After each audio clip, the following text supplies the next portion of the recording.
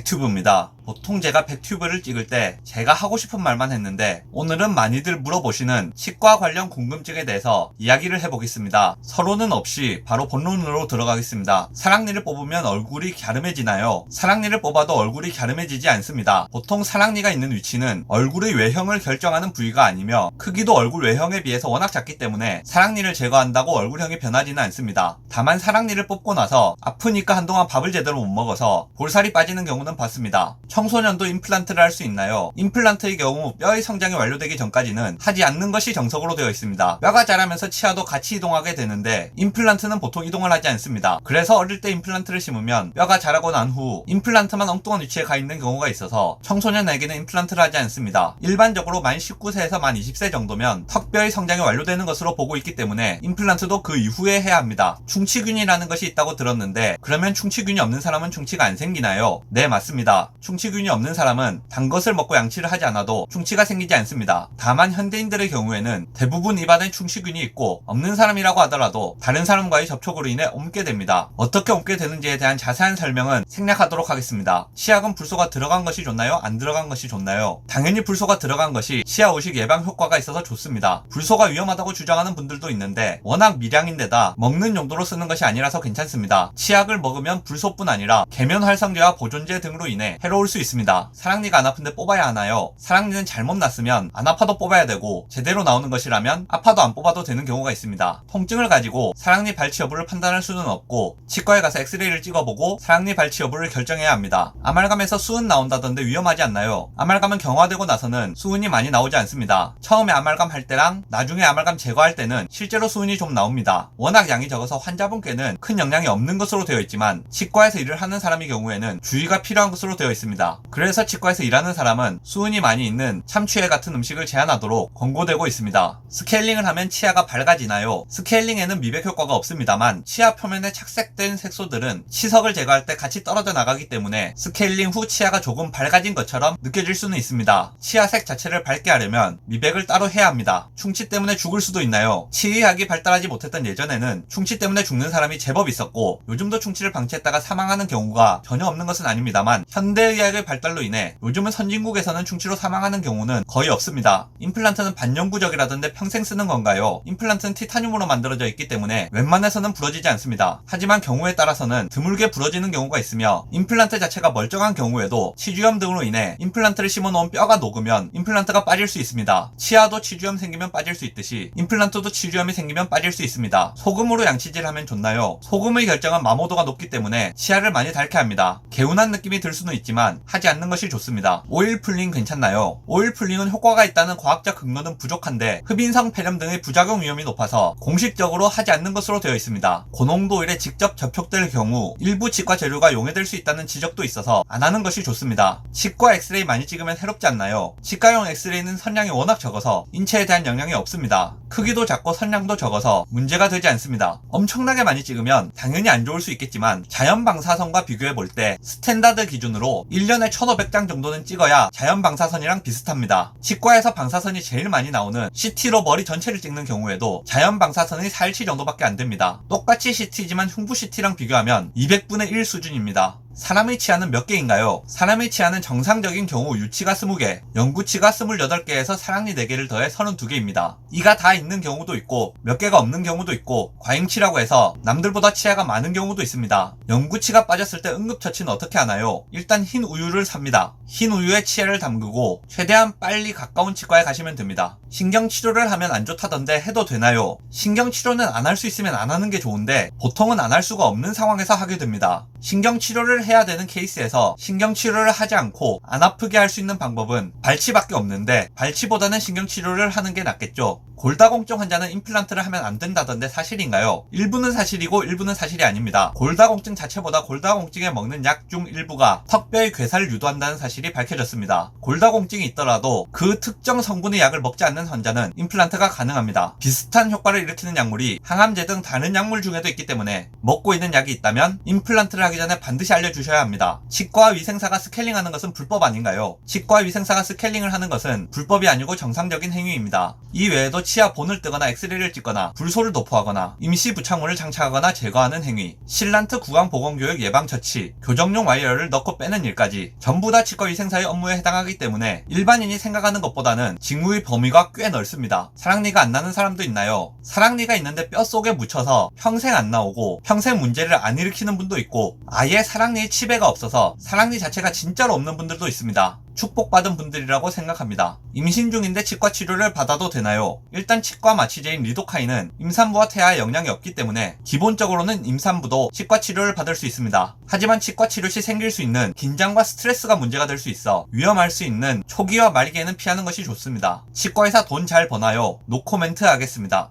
영상 요약할 게 없네요. 고맙습니다.